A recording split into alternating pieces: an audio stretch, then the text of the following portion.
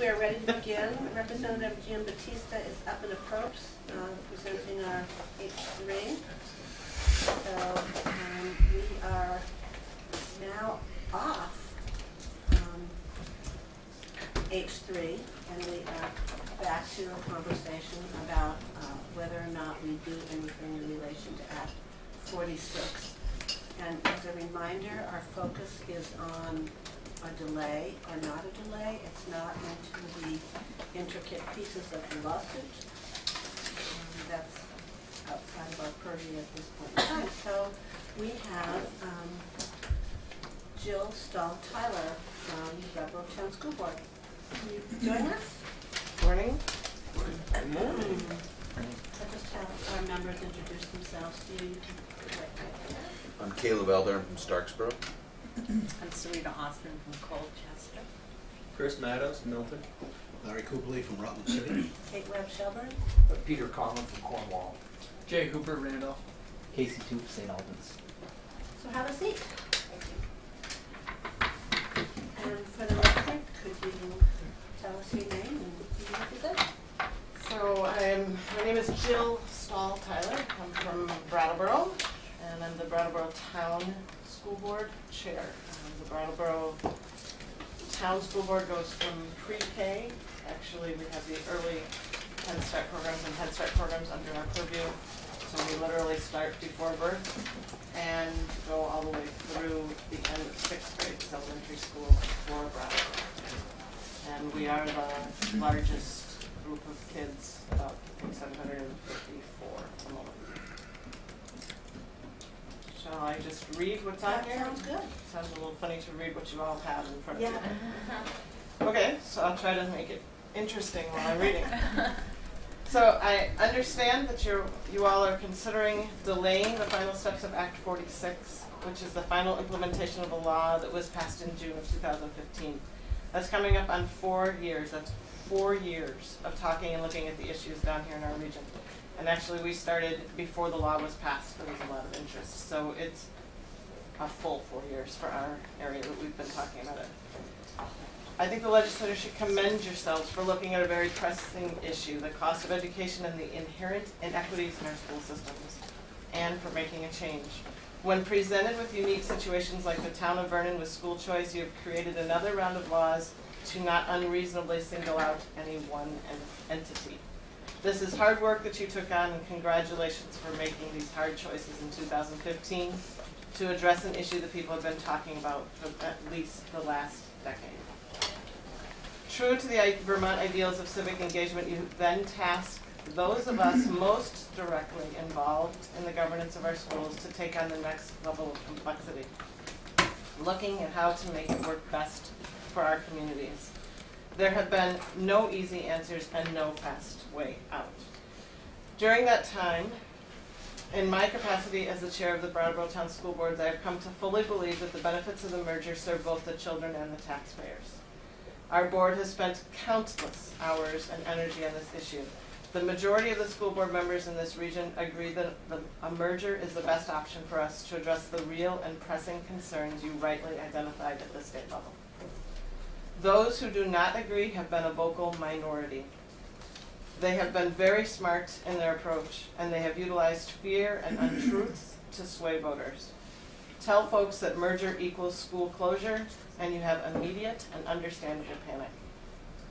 2 weeks ago, I spent 1 hour getting signatures for my petition to stay on the Brattleboro Town School Board, supposedly through July 1st, as the merger is to go through. Most of the people I spoke with were teachers. I decided the fastest way to do this was to just go to one of the largest elementary schools and go around to the people where my children had been in school anyway. Most of the people I spoke with were teachers, some were administrators, and only those teachers who have been most involved with board interactions understood that there's only one board currently for the town of Brattleboro. Truly, for the most part, people do not understand school governance now. Every year at our Brattleboro Town Representative Informational Session, for our Brattleboro Town meeting is a representative meeting. Every year somebody raises their hand and says, oh, I have a question about the Career Center, the high school, the middle school, the busing over there, the sports, whatever. Every single year. and these are town representatives, and they don't know that that's not the board that addresses this. Further, for the vast majority of the schools in the state of Vermont have complied with Act 46. They, like I, understood the law to say that you either come up with a merger that works for your community, or the state will merge you. That was the law. We are now at the point of the final mergers and yes, forced compliance with the law. This is not a surprise to anybody who was on the study committees. It's the way the law was written and the way the law was passed. I will note that this is no different than the other laws that we as citizens must comply with. For example, personally, I don't think it makes a whole lot of sense that I have to take off my shoes and my belt and put all of my different things in little bins just to go through the lengthy security process every time I board a plane. But I don't get to say that I don't like it, or I don't get to not comply. It's the law, and it was put in place in the attempt to get us all to our destination safely. In my opinion, it is completely unfair to stop or delay the process now. At this point, we have already prepared our budgets looking at a merged entity. We need to put them before the voters and have time to explain them. Any more delays at this point mean making it terribly hard or impossible to get a thoughtful budget pulled together by a transitional and merged board, in making sure that the public understands the budget they'll be voting on, in being fair to those who worked so hard to comply with the law, and respecting those around the state who have already merged as the law required to be done. It's particularly important to note that the town of Guilford, one of the towns in the Wyndham Southeast Supervisory Union, would suffer the largest. This is the town that has the most to lose if implementation is delayed. If there is not a merger, Guilford will have an increase of $92,000 in their cost for their 7th and 8th graders, according to our business managers. $92,000 on a $3 million budget is of course very impactful. It pushes them way over the cap. It will mean severe and significant cuts will have to be made. The board would have to cut staff and programs, such as their after-school offerings and sports. If the merger is completed by July of this year, then Guilford would be able to keep their small school with its same staff, the tax rate flat, and provide the same educational opportunities that they have been offering. For Guilford, it's very easy to see that the merger is good for students and taxpayers. I'm happy to talk more about this. I have not spent my time fighting the law during the past 4 years, although at times I too have had many reservations and concerns. Instead, as the law said, we must merge or else be merged, I have dedicated my hours to looking how to best come together to meet the very laudable goals of this law. Do not delay this process any further. 4 years ago, you passed this law for a reason. The student decline in numbers has not stopped. The rising cost of education has not suddenly shifted. Hundreds of schools have spent thousands of collective hours looking at how to be more efficient, how to share, and how to be equitable. Let the law stay as it is, and let the process you started do what you intended it to do. Thank you. Questions? Representative Conlon. Well, thank you for your first shot. I just want to clarify some stuff in your testimony. You said that budgets have been prepared. So That you're talking about a single unified budget, is that correct? yes and no. Okay. That's what makes this very hard with this whole process, because of the discussions of delay, the discussions of changing the lawsuits, which of course Dummerston is a party of that, and Dummerston is part of our group. The process that we've gone through then is to take each one of the individual entities that would be merging. Additionally, the town of Vernon, which at the moment has information that they are to consider themselves to still be in our SU, which creates an unwieldy side-by-side structure, and a supervisory union structure of 3 from the town of Vernon of about 2,000 people, and 3 from the other 4 towns, which greatly outnumbers and makes an incredibly disproportional representation on that board. All of us are preparing our own budgets based on what we think is right for our own schools. That's a problem for all of us. And the way I expressed it when we looked at it together, and nobody disagreed, and I assume most school board members look at this budgets the same way. Look at your list of what you would like to do if the world were perfect. Then come down and say, okay, there's our bottom line. Now what's our equalized student number? What does that mean to we don't have an equalized student number. We only have an equalized student number based on a merged entity because that's all the state believes that we should receive, because according to our legal counsel legal counsel, and according to what we're given as instructions then, we are a merged entity as of November 30th. So we have a merged entity number to divide our total cost to come to that number. So it's not comparing what we really would have. And how I look at it every year as a school board member is, and to represent to the Brattleboro Town meeting reps, where were we last year? Where are we this year? I don't know. I can't give you that number because we don't have a real equalized student number. We've made an assumption, and so we come up with that. So still, to me, I still look for that bottom line. I don't like ever raising the budget, but that's not a reality. Healthcare costs, I think, are 11% up this year, and salaries go up 1 to 2% every single year. So before we even start anything, we have an increased budget. And then there might be some maintenance costs that have to be done. In our case, we have a building that's 5 years beyond its expected life that really should be dealt with. So we put that in. We come up with the bottom line over here. And then to me, what I do is say, okay, what does that mean to the taxpayer's pocket? What does that actually do? And then I feel like we've come up with a budget that has dealt with what I keep saying over for years. I only have 2 roles right now. One is to the taxpayer, and the other is to the children.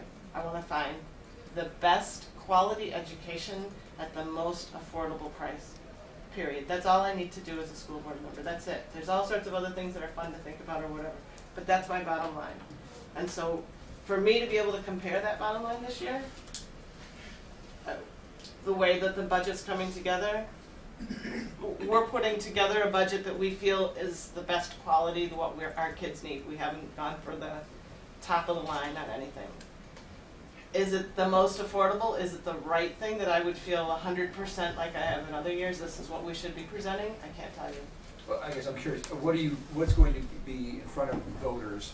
Let's say nothing happens here in the legislature. Oh, that's a really fascinating conversation. What's going to be in front of voters in, so right now, as I sat unified here, budget?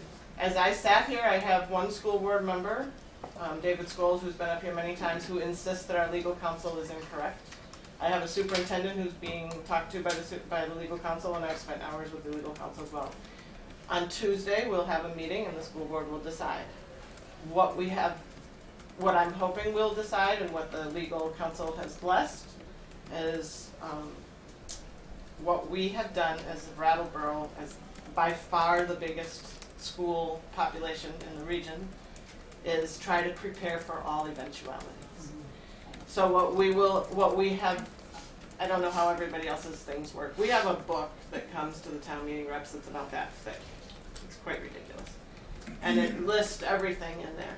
And so what we're probably going to do, if the board agrees, is put everything in there. Put in that budget that's there, put in all the articles as they would be normally, with a whole bunch of disclaimers.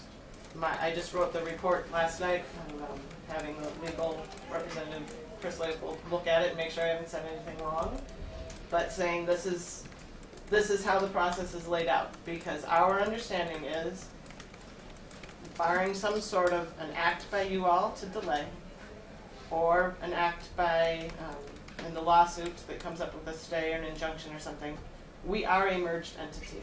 We have no legal authority to present an individual budget. That is the very clear understanding from our legal counsel.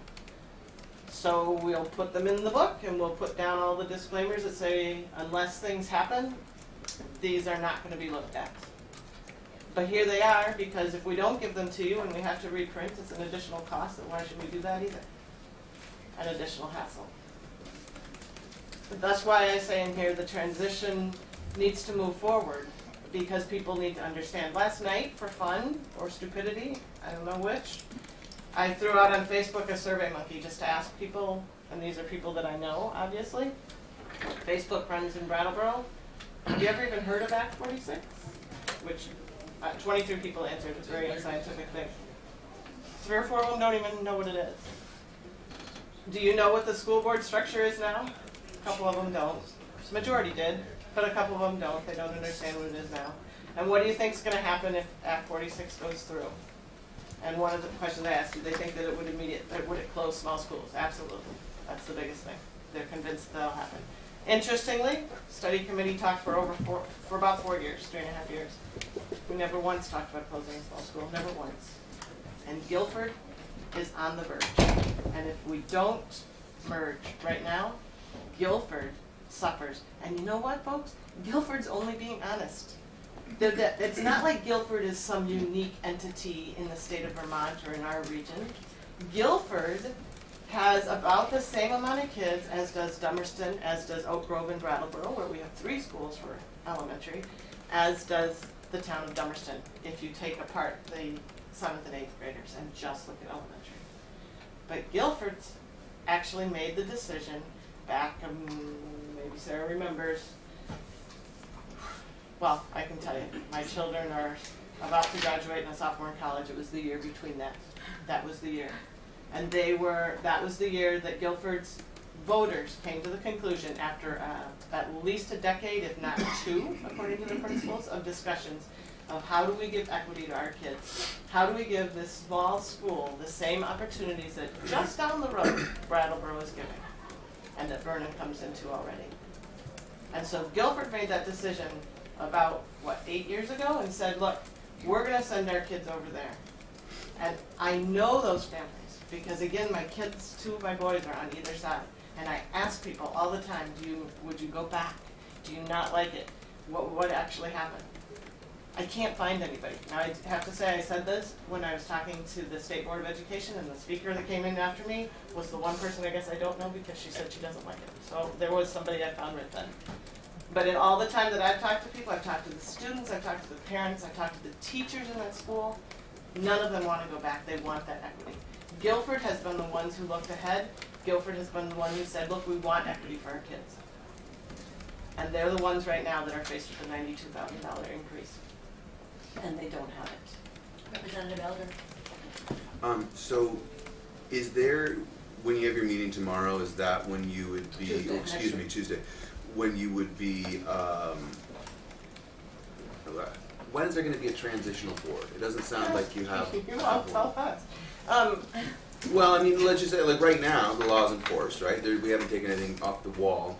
So I'm just saying. We were told we couldn't have a transitional board meeting, that it had to be delayed. And that was by the court. Right. Okay, so in that decision, you could not have it because we've had other folks coming in who seem to have transitional boards in place or moving towards them. So I guess I don't know the complete answers to that, except that I understand that some may have been further in the process, and I believe, but I'm not privy to, I think Mike might know a whole lot more here, that there's 3 lawsuits and that one, our group has not agreed to some special parameters that would allow two simultaneous tracks of moving forward with a transitional board and individual boards. So since the people that filed the lawsuit in our area did not agree to that, then we're under this other ruling. I'm assuming Mike knows more than I on that. I think it's a question of which lawsuit. They have one town that signed on to a lawsuit, and Right. that particular lawsuit right. is under the stay. And so And therefore they can't further, move forward. what Brattleboro does is not necessarily what Putney, Guilford, or Dummerston's going to do. Dummerston has made it clear that while they're party to the lawsuit, they refuse to do anything at all with the transitional board. They won't name people to the board, they won't come to the meetings, and they will not follow the legal counsel advice to not prepare an individual budget. So they're moving forward as though they are their own district. My understanding from Putney and Guilford is that they are moving forward similarly to us, although I don't know if they're including everything. I think they're still meeting and doing their final decisions just like we are. We haven't made a final decision on how to include that. I have a school board member right here on email screaming at me this morning. David is completely convinced that our legal counsel is wrong. He interprets what's being handed down to say that we are not an official merged entity as of November 30th. Our legal counsel insists that we are. So it's a wonderfully complex decision and puts us all in the middle of it of trying to follow and having people not completely disengaged and know what they're going to be voting on eventually. Follow up? So you're preparing a budget that could potentially be unified. I think that's typical in the first year of a merged district, or has been for a lot of the, basically they prepare all their individual budgets and lump them together in the first year. At least that's what our district did. But at this point you don't have a board to present that budget. Right, so our thought of understanding is that we, as the current board, put together a budget, all of us. We send it to the transitional board, who does the merging and the obvious things that can be changed and consolidated. The transitional board sends it to the merged board, and the merged board prepares it to be voted on. We are towards the end of January now, 25th today, and that's going to be done by July 1st. So the time runs on this. That's the other reason why being asked, for me, this whole decision of delaying it yet another year makes that really hard.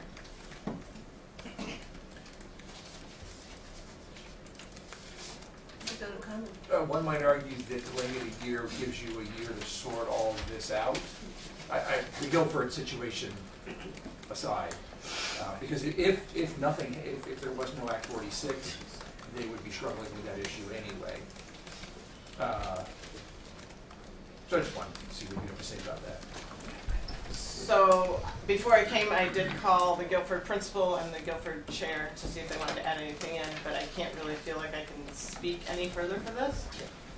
Guilford actually would have faced that last year, but because we understood that the law was going to change, the supervisory union decided to let Guilford's portion that's increased. It's part of the increase that goes up for fully paying their portion of the 7th and 8th grade education. And that's based on just population, right? Number of students. Yes, and cost of that education. And so it already would have affected them for 1 year. So one could also argue it's already costing other taxpayers in some sort of a way. Delaying it for a year, to me, the bigger issue is it prolongs the discussions, the agony, the folks who are against Act 46 from the very beginning have said that this is tearing apart the supervisory union. I would argue that I don't feel like my sitting on the study committee and looking at how to merge and how to work closer together was anything about tearing apart a supervisory union and good relationships between schools. The study committee, every single person that's on there would uniformly say that the best thing that came out of those discussions was the understanding of what we all do and how we can work more closely together. But the tone that this takes, I'm right now being vilified in the newspaper by a couple people that I think Mike wrote something about me as well, that I'm tearing people apart and trying to kick Vernon out, which is another issue and not what I said. But that sort of antagonism and difficulties would only be prolonged for another year. I also feel like we've had this, I mean, it's a law, and it's been there for the whole time. So on some level, I feel like it's me with my 17, 18-year-old teenager, and if you all have one of those, you know exactly what I'm saying. When I say to him, you must come home with this car tonight by 11 o'clock, and he walks in at 11:30. Okay, I said if you don't come home at 11, you lose the car. That's the way it works. At this point, we have the car out there. Just how many of your towns? We're talking about 5 towns in this district, right? If you count Vernon, yes. Yeah, So it's 4 yeah. that would merge, and then Vernon. And then, so then just at the floor, how many have traditionally voted from the floor and how many by Australian ballot? Do you know that? I have that. I think it's all of us vote by floor, I think. No? Guilford doesn't? according to this, Brattleboro votes by town meeting reps only, so the Brattleboro town population actually doesn't get to vote on the school budget for the elementary schools. So 2000, November 7th, 2017, was that Australian or ballot? Or was that? For what was November 7th vote? We normally only have the school budget in March. This was a study committee unanimously endorsed a provision to create the UUSD and 4 elementary school district boards presented the committee's report and proposed articles of agreement to the voters on November 7th. Voters did not approve, and then I've got these votes here.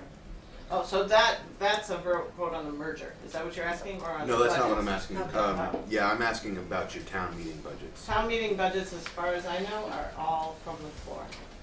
Yeah, I don't actually vote all the time. And just for people's edification, the study that they did in the Articles of Agreement that they came up with is what the state has also asked them. The two are identical, more or less. The articles of agreement? Yeah. Actually, they're not. I mean, there's It's the Brattleboro same, has voted to actually have an amendment committee because we feel there's a couple things that are incredibly lacking. but it's the same towns coming together that is proposed in your 706. It is. And Vernon is an issue because none of us wished to, quote, kick Vernon out, ever. The study committee actually came up at one point in our process of giving Vernon, I think, 8 years of continued school choice. It would get all of the kids that were in 6th grade up, so that the next year's kids wouldn't have it suddenly yanked away, but all the way up through the end of giving them school choice. And right after we did that, Vernon announced in the newspaper, they never talked to the study committee, that they were leaving the process because that was their legal, I guess, advice, that as long as they did not believe in the way the law was put together, they wanted their special differences, which eventually you passed in a different law, they needed to get out of the study committee negotiations and discussions. But the discussions were, I mean, actually at that point, the Vernon representative said that's much more than we ever thought you guys could come up with. Because all of us said from the very beginning that we don't wish to break apart what we already have. The thing that's so funny about this, guys, is this is a small town. This is what Vermont is. We're neighbors. Our kid, my son's girlfriend of 4 years is from Vernon. You know, we have Thanksgiving with these. It's not like we're some little entities apart that people don't go talking to each other. All right. Serena, Yep. So I just want to clarify, you're saying that if we grant this extension, then Guilford's will be increased by $92,000, and programs and opportunities will be cut for students. So not only would extending it a year not provide equity for students, but it would take away opportunities for students. Definitely. They figured they would look at after-school programs, their sports programs with the town, those would be the first things to be cut. And they also felt they would be cutting staff. Okay. There was no, that was the quick conversation with the principal last night. Yep. So Act 46, I think one of its driving driving forces is to create equity for students. Can you just talk about a little bit about how the implementation of Act 46 will increase opportunities for students? So, going back to the very beginning of the study committee, as I said, that was one of the things that we really enjoyed. I prepared, and then the superintendent took over and made sure it was right. But a super long sheet of what does each school offer. Our supervisory union meetings never discussed that sort of thing. They were all about policies or whatever else, and we never actually had conversations about, hey, what happens in Guilford with the 5th graders? So there's big differences throughout. First major one is that the folks in our elementary schools in Brattleboro get foreign languages all the way from 1st grade up, either Spanish or French, mostly Spanish. The kids in the other schools don't get that. There's big differences in technology and how much literal hardware and software is in the schools, and also differences in who's teaching. In Brattleboro, we have actual teachers of technology hired just to do technology. There's more importantly, perhaps you could look at all of those as extras and the nice stuff, I like to call it. More importantly to the bottom line, does the kid know how to read and write and do math? We in Brattleboro have tutoring after school. We also have extensive behavioral. We have a whole program of interns that come in from Antioch University in New Hampshire that are working as paras, but they're behavioral experts and being trained in that. We have behaviorists. We also have a social worker now for one school and another social worker in another school. They don't have those abilities to hire those positions in the smaller schools. And those things that I'm talking about that are more directly related to the family support to give that bottom, to stop it from falling out on these kids. We also have universal meals, so our kids do not ever worry about getting breakfast or lunch. Everybody gets it for free. And by the way, if you're there for after school, we give you a sandwich that qualifies as supper as well. All of that happens in Brattleboro. When we first started meeting the other towns, particularly Guilford City, we call you guys the gold town. I'm like, oh really? I didn't know. Because it's so different in what they see they want, what they see they need. There's also things like teacher leaders and paying for a differentiation of $5,000 or so in a staff salary so that they can come in and help set up some of these and organize some of these extra supports that are needed. Those supports have garnered us with some things like Vermont Principal of the Year, being called in to speak at national conferences and having people from around the country calling our principals and saying, what are you guys doing? How do you get the results you're getting with the level of poverty that you're seeing, which is only increasing statistically? Thank you. Just a structural question, several actually. All the kids 7 through 12 go to Brattleboro Union High School? Vernon aside. No. So Vernon comes in at 7th grade, if they wish. They have school choice from 7th grade up. So Vernon aside. 80% of Vernon does come to us. Dummerston and Putney have their own middle school systems. Okay. They include, they have a population of about 35 kids per school of 7th and 8th grade. So 70 kids combined between those two towns, but they run their own independent middle schools. When we compare as well to Sarita, is it?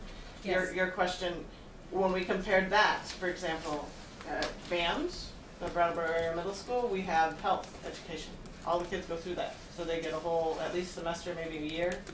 I have a daughter in there and I'm still not clear exactly how much time she's in health.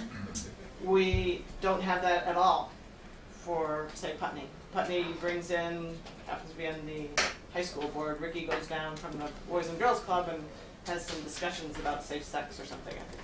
So it's a completely different level even at that. So by high school, everybody's together. Okay. And at high school level, we start to also bring in, I think, all the kids from Marlboro lately, although they have a choice. That's of my where they wanna choice, go. though. Right, and, but almost all of their kids usually come our way, and then some folks from Dover and some. But the towns that are in the 706B all go to Brattleboro Union High School for 9 through 12. Unless you're Vernon and you choose to take your money and go elsewhere. That's right.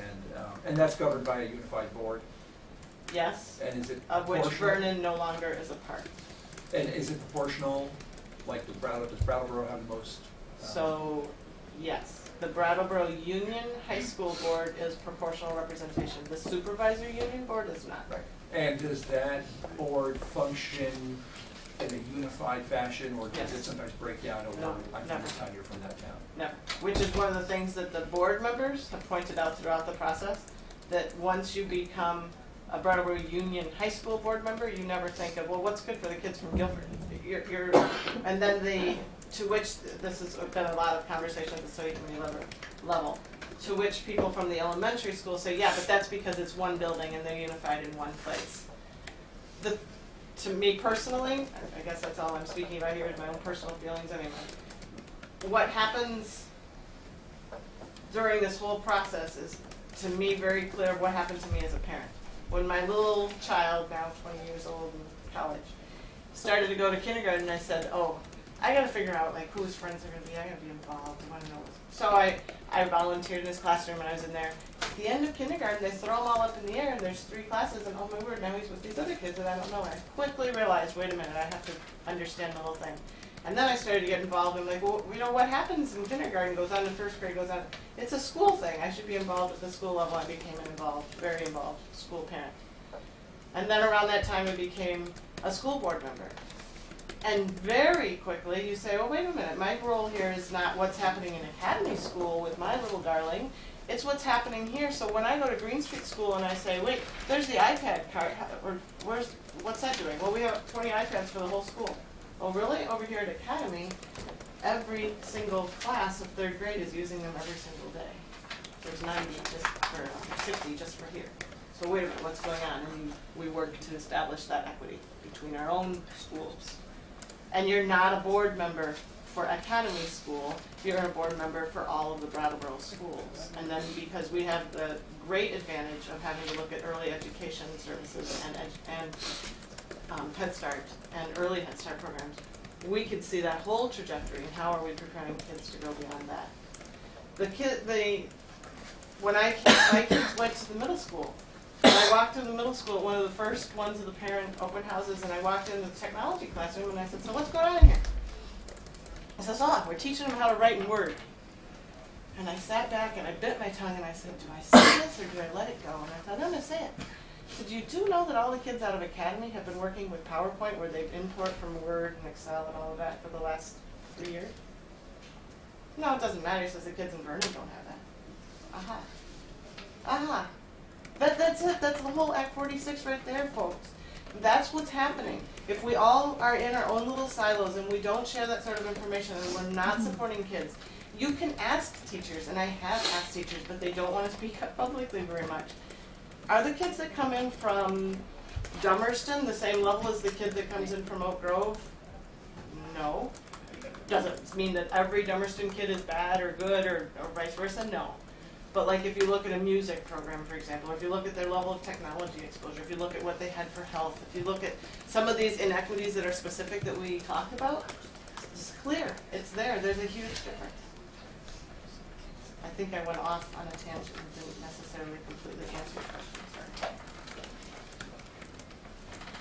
Other questions? Thank you so much. Thank you. I don't envy your position. There's definitely, I mean, the other question I asked on my completely unscientific thing was, do you think there's a chance that the law will still be changed or that you will not, and that we won't have to merge? Yes. Fully half the people still believe that. And they think that a delay will happen and that the merger will not happen. Our first few, probably 6 months of study committee meetings were the beginning of public comment was about how the law was unfair, that we should be lobbying, that the law was not going to work, and who cares if you're not going to do it, the law is going to be changed because that's what's happening up in the legislature. Just wait, just wait, just wait. We heard that for the first 2 or 3 years, that you all were going to make changes and repeal Act 46. It's time. So, how much of your board time is taken up on this conversation? So I am pragmatic and forceful on this. When necessary, we like to decide what we were actually going to send up to the Board of Education in December after we failed to come together and merge on our own, and each board was tasked with writing something. We spent 2 hours. We had a 4-hour meeting, did our normal stuff, and then went into that. Otherwise, it's a line item. Is there any update? It could be 2 paragraphs or 2 sentences. Could just be, nope, nothing's really changed, and we move on. Because the one thing that unifies every board member for our Brattleboro Town School Board and for everybody in the supervisory union is that we came onto boards because we cared about education for kids. And so we're determined to do what's right for kids first and pay attention to what's going on our own levels first. If the question is how much time on my personal time have I spent on this, it's a hugely different answer. Because before I go to a meeting, I want to know exactly what's going on. So for example, before this Tuesday night meeting, and where I have one school board member insisting that our legal counsel is wrong, that he interprets the law a different way, where I spend time talking to people like Nicole Mason, Chris Leopold, and Lyle to try to figure out where Lyle can't, our superintendent, where she can't even advise us legally. Because I want, when we come to the meeting, I want that meeting to be smooth. And I don't want us to sit there and be at each other. That's not conductive. That's not professional, that's not productive. So the time is spent by me ahead of time, and my husband will attest, he's ready for this law to be done. So what, if, let's say that we're finished with this conversation, what would you be focusing on? As a board right now, How about as a unified board? as a unified board, I know exactly where we go, yeah. Yeah. As a unified board, our board has even talked and mumbled, you know, like, well, if we were unified, maybe we could look, I mean, we've already said, what exactly are the numbers in Guilford, for example? How many, can we, maybe we, so Brattleboro Academy School has this White House that's been sitting out there. It's a temporary structure, one of these modulars that moved in like 10 years ago, 9 years ago, with a life expectancy of 2 years, and we're still using it. We've replaced the roof part a little bit. It needs to be torn down and needs to have something else. It's actual, I complain because we have a decline in students, but we have rising need. So it is actually instructional all the time. And so we need to replace this building. It's in our budget right now for $500,000 to replace this building and put on an addition, well, with declining school numbers, to still put an addition on one of the elementary schools. So one of our mumblings was, well, you know, if we were merged, could we look at, you know, what's the total number, say, in Putney, Dummerston, Guilford, Brattleboro of 5th graders, 6th graders, whatever. Is there a way to utilize some of the space at Guilford, which was built and had 7th and 8th grade that no longer has them? Can we utilize some of that space and avoid building over here? That's where I'd like to see us spending more time and looking. We can't really do that because it's not a transitional board, it's not even a merged board, it's not, there, you know, right now we can't be sending students over to Guilford like that. That's not. I know that Jeannie Collins has made some amazing changes in the way they're using their school buildings now that they were merged a couple of years ago. Mm-hmm. Well, and we've had, you know, privately discussions, people think of things like, well, wow, if you know, Putney has this forest right outside, or Guilford is really located, bears go through all of us, I think, but Guilford sees bears on a fairly regular basis. We have one downtown Brattleboro, though, at Green Street the other day too, sleeping in a tree. But anyway, and it, you know, what could you do more of an environmental focus? Could you do more? We have a Bonnievale Educational Environmental Educational Center that a lot of us utilize. I think that actually shouldn't say a lot. Our schools utilize. We pay to have an expert in science and environmental education coming into our schools. I don't think Guilford does, or Putney, or Dummerston, because it wouldn't have that fund. So that's another inequity. But could we make that environmental stuff even stronger? And that's important to a lot of people in our town. Could we combine even more? I mean, we work with New England Youth Theater that's in Brattleboro, but the other towns don't get to have that program when we have them coming out. Could we do more with that? Could we bus them in for that? Could we share some of our after-school programming that we do all the time? Can we shift around some of the stuff for the preschool and do more there? There's a lot. The most frustrating part about the study committee was, you know, an idea would come up in your head, but that wasn't what we were there to discuss. It was strictly governance. So there was never a discussion of, well, maybe we could do this. Except privately, you know, a conversation may spill out and you're like, hey, wouldn't that be great? Yeah, well, if we ever merge. You done? Thank you very much. Thank you so Thank you. much. Thank you. I don't envy you all. Good luck. Appreciate the long drive you have. Yeah. Guess I'll make it backwards.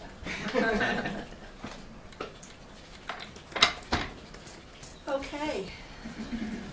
We are, this is after our Monday night.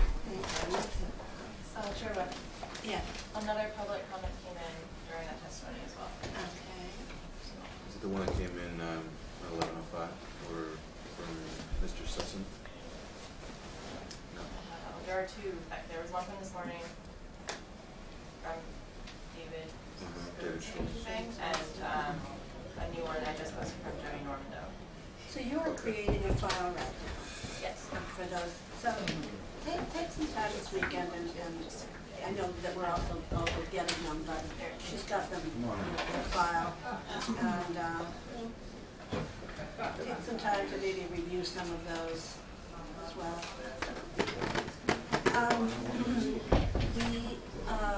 We have 10 minutes, and then we will hear from Vermont Legal Aid, which is a completely different topic for us. Another, yes, just get your hats. So let's say 11:29, we're back here. Okay. Okay, thank you. Thank you.